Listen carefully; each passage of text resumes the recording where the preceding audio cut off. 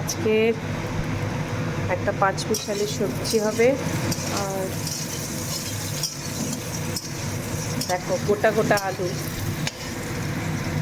আলু দিয়ে মাংসের ঝোল মানে খেতে খুব ভালো লাগে।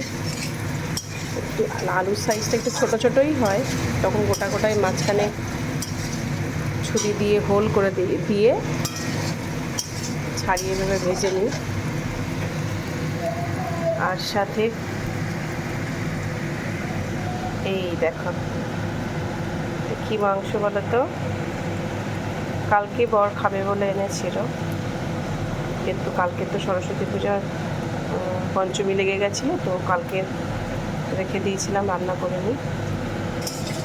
আজকে পঞ্চমী ছেড়ে যাওয়ার পর খাওয়া দাওয়া হবে, ওই জন্য সব রেডি করে রেখেছি। মাংসতে আমি পরিমাণ মতো ঝাল, নুন, হলুদ, ধনিয়া পাউডার আর একটু সর্ষের তেল আর একটু দই মিশিয়ে এটা ম্যারিনেট করে রেখেছি। পেঁয়াজকে গ্রেট করে নিয়েছি, টমেটো গ্রেট করে নিয়েছি, আর আদা রসুন পেস্ট আমি করে রেখেছিলাম, সেটা কাঁচা লঙ্কা আদা রসুন একসাথে পেস্ট করে রেখেছিলাম, সেটা দিয়েই করবো। আলুটা ভাজা ভাজা হয়ে গেছে। সবজি দিয়ে রাখো, সব রকম সবজি দিয়ে এটা ভাজা মতো করছি।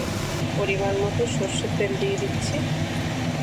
খাসির মাংসে একটু তেল কম দিলেও চলে, কারণ খাসির মাংস তেল ওঠে চর্বি থেকে। দিয়ে দিলাম গোটা গরম মশলা। পেঁয়াজটা ভাজা ভাজা হয়ে গেছে, আদা রসুন পেস্ট দিয়ে মশলা দিয়ে এসছে। এবার টমেটো দেবো, টমেটো দিয়েছি, নাড়াচাড়া করে নিয়ে জ্বালিয়ে নেব।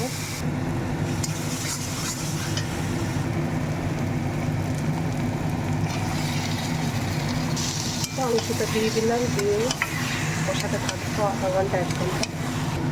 মাংস প্রায় কষা হয়ে এসছে, আমার মাংস কষা হয়ে গেছে। আলুটা দিয়ে একটু কষিয়ে নেব। আমি গোটা আলু দিই, কারণ প্রেশার কুকারে দেবো তো, ওই জন্য ভালো সিদ্ধ হয়ে যাবে।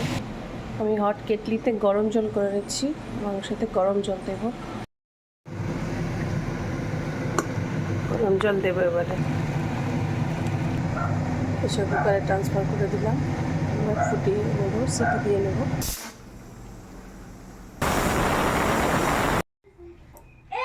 রেডি খাসির মাংস।